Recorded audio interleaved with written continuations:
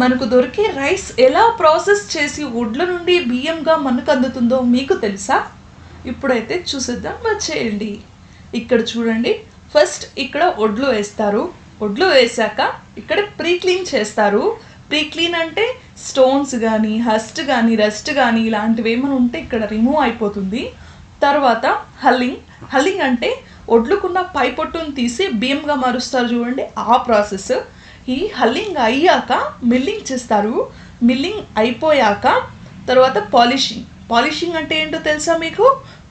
బియ్యపు గింజలకున్న పై లేయర్ని తీసి వైట్ కలర్లో వచ్చేలా మారుస్తారు. ఇలా వైట్గా వచ్చిన బియ్యాన్ని ఏం చేస్తారంటే గ్రేడింగ్ చేస్తారు.